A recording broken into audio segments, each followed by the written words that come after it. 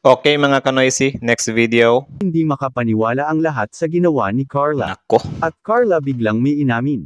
Ano naman kaya ano ito? kaya yan? Yan ang So, kumusta mga kanoisy? Welcome back sa ating YouTube channel. So, ngayong araw, update na naman tayo patungkol sa Jomcar, ano? So, mula na naman uli kay Kalingap TV. So, meron sa pamagat na nakakagulat na pag-amin ni Carla. Halos hindi makapaniwala ang lahat. Kalingap Rab latest vlog today. So, ano kaya yung nakakagulat na hindi makapaniwala ang lahat? Sobrang curious ako dito, men. So, ang video ito ay mula kay Kalingap TV. So, supportahan nyo yan. And also, credits na rin kay Mr.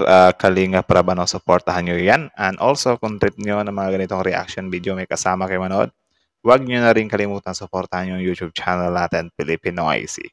So, simulan na natin to. Baka agawin pa ng China. Again, ang video ito ay may pamagat na nakakagulat na pag-amin ni Carla. Halos hindi makapaniwala ang lahat. Kalingap Rab latest vlog today. So like, comment, share, subscribe. Start. hindi makapaniwala ang lahat sa ginawa ni Carla. Nako, At Carla biglang may inamin. Ano naman kaya ito? ano kaya yan? Yan ang sama-sama nating malalaman mamaya mga kalingap. Yun. Isang mapagpalang araw sa inyong lahat mga kalingap, sanay hindi nyo Mapagpalang araw din sa'yo.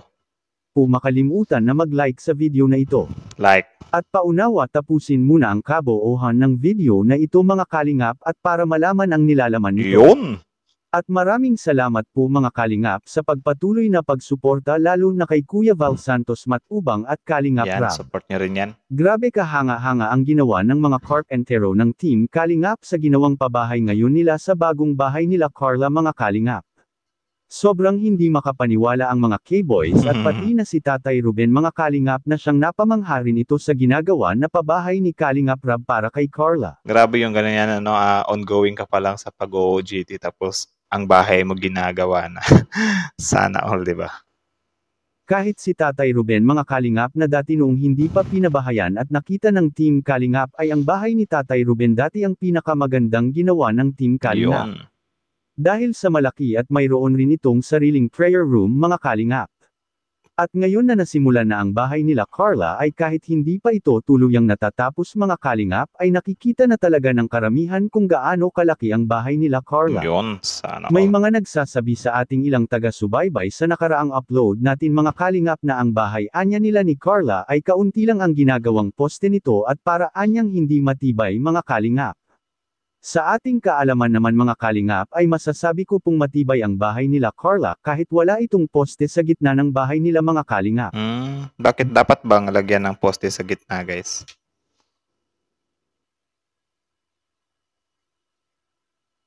Ito, wala naman tong poste. Ano lang siya? Puro hollow blocks lang. Siguro kapag sobrang laki na ng bahay, ano, yan, need ng lagyan ng poste sa gitna or siguro kapag meron kang two-story, I mean, ikalawang palapag. Pero kapag ganito, parang okay lang din naman. Siguro hindi nila gaanong bibigatan dyan sa ibabaw, ano. Or baka, ano ba? Ano bang, ang bakal naman yung ano nila, di ba? Sa lalagyan ng bubong.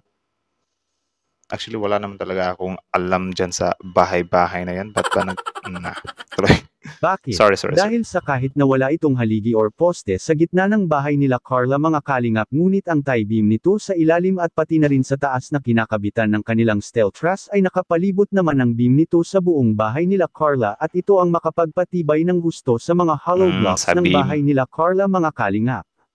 Magandang disenyo at estilo ang ginawa ng mga kalingap carpenter sa bahay nila Carla mga kalingap dahil sa sinadya na walang inilagay na poste sa gitna at para kung may lindol man na dumarating sa lugar nila tiyak hindi mahuhulog ang dingding ng bahay nila dahil sa nakalock ito at maaalog lang ito kung sakaling may lindol man na darating sa lugar nila mga kalingap. Talaga ba? Ganyan ba yun, men? Na kapag ka daw meron siyang poste sa gitna, tapos meron siyang mga pader dyan, kapag daw lumindol, malalaglag yung mga pader. Kasi nalalak yung poste. Unlike daw kung wala siyang poste sa gitna, bali aalog lang. Talaga ba? Ngayon ko lang yun nalaman, men. Comment nga yung mga ano diyan, mga construction worker. Paki-explain nga ako. Kasi parang, ayan ko, naintindihan ko. Ganun pala yun. So ito, since wala tong poste, hindi to babagsak. Gaganan lang. Tama ba yung pagkakaintindi ko, Min? Sorry medyo naano ako. Tuloy. Matatandaan natin at makikita rin natin mga kalingap ang style sa bahay nila Carla ay hindi na ito magkalayo sa mga bago at makabagong disenyo ngayon na pabahay mga kalingap. Yun, nice. Dahil sa ito na ang mga kadalasang ginagawang style ng karamihang nagpapabahay ngayon mga kalingap. Tama. Mostly talaga sa mga disenyo ng bahay ngayon. Ganito namin. Like every time talaga ako na kapag nakakita ko ng bahay, like ganyan talaga, yung roof nila magkakaparehas, yung may ganyan, may parang terrace sa labas, 'di ba? Tapos kadalasan naka-window glass or yung jealousy. Yan yung siguro, yan yung modern ngayon or yan yung sikat ngayon. Kasi kung natatandaan nyo, nung araw, ang uso na bahay noon ay two-story na bahay, tapos puro kahoy lang siya ba? Tapos nipa yung ano niya, bubong niya, di ba? Siyempre, nag-upgrade na din yung mga tao. Yaan nyo, in 100 years from now, mga spaceship na yung mga bahay natin. Kaso lang din na natin maabutan. At pansin na pansin ang lawak at may kalakihan talaga ang bahay nila Carla mga kalingap kumpara sa mga nakaraang mga ginagawang pabahay ni Kalingap Rab sa mga Kalingap Angels. Dahil si Carla ay deserve nito ang magkaroon ng ganito kalaking bahay dahil sa napakabait nito at ang daming tumutulong para sa ipinapatayo na pabahay para kina Carla mga kalingap, Yun. at Carla may ginagawa na halos hindi makapaniwala at ikinakagulat ng lahat. Nako, ano kaya to, men? Kapag ganito talaga, itinitigil ko, men, kasi gusto kong ma-intense, gusto kong humula kung ano yung mangyayari. So, ano kaya yan? Siguro, may nangyari sa kanila ni Jomar na killing moment, something like that. Ewan ko. Makikita po natin sa video. Ano nga si Carla na nagugulat kami, bigla na naghuhugas ng plato, hindi mo kailangan. Kasi magtulong-tulong na ito. si Carla. Kahit hindi na. Kahit hindi na. Hindi ba doon? Kasi, Kahit nga sa Naga bro, nung pumunta tayo doon, nagugas siya. naka. Opo. Ng plato, nagising siya maaga. Tapos, pag nagluluto sila kalampitos. Oo, andun siya. andun rin, tumutulong. Tumutulong. Initiative kasi yan. Magaling ni Carla, magaling siya makisama. Opo. Mayayain siya. Alam niya kung saan siya lulugar. Nagulat ang lahat dahil si Carla ay napakasipag Grabe kapag na. nasa ibang bahay ito mga kalingap. Anong masasabi niyo po tungkol dito please? Well, kasi yan, men, especially sa mga mahihirap, is, sila ba, sinasanay na sila, bata pa lang. Though meron namang mga rich kid na sinasanay, pero hindi lahat na sinasanay sa gawaing bahay. Yung mga mahihirap kasi, yun nga, need nating sanayin yung mga anak natin na, yun nga, maghugas ng plato o mga gawaing bahay or yung mga basic na ginagawa sa bahay para kung sakaling mapunta sila sa ibang bahay ay meron silang meron silang alam, hindi sila magugulat na kapag time will come, uy, nandito pala ako, paano to hugasan, baka pagalitan ako ng tinitirahan namin, para if ever na makitira sila, marunong na silang mag-initiate ba na okay, ito yung gagawin ko, ganyan. Kasi ako, guys, tamad kasi ako, isa akong tamad na tao noon. At yun, mga kapatid ko rin, idadamay ko dito, tamad rin yung mga kapatid ko.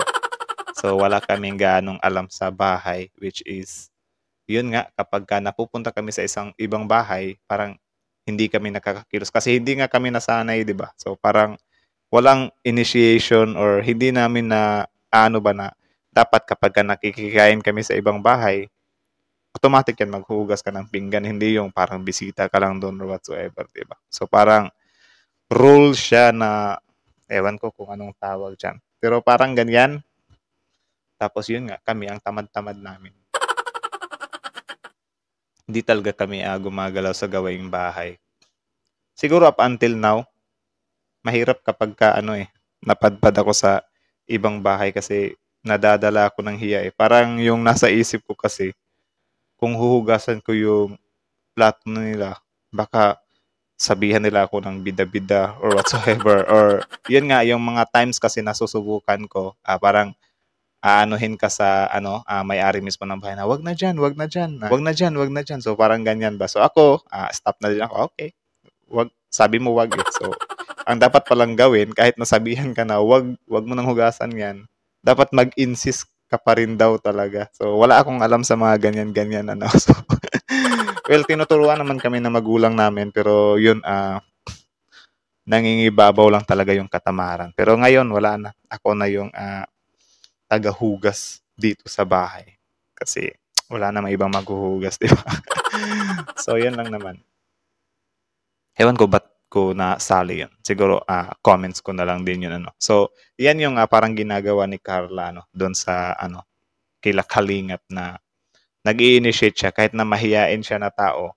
Yung initiation niya is, Kasi, yan kapag halimbawa, pinapaaral ka, or bumisita ka sa mga titos, mga aunties mo, mga ganyan. Kapag ka nag-initiate ka na maghugas or whatsoever, masarap din sa feeling nila yan. Kasi yun, pinapakain ka nila or pinapabaunan ka nila. Tapos ikaw, marunong ka mag-initiate. Gaya nito kay Carla, tinutulungan sila ni Kalinga Prab. Tapos yun, grabe yung initiation niya. So sobrang sarap sa feeling nun sa mga tao na parang pinagsilbihan mo, di ba? Or malit na bagay lang naman yan, di ba? Pero, ang sarap lang talaga sa feeling niyan. So, yun. Kayo, ano masasabi nyo dito, guys? Again, Kalingap TV, supportahan nyo yan. Kalingap Prab, support nyo rin. Tapos, syempre, again, bago nyo iwan yung channel natin, Filipino IC, don't forget to like, comment, share, subscribe. So, that's it na lang muna. Comment down your opinion below. Pag-usapan natin yan sa comment section. So, Filipino IC is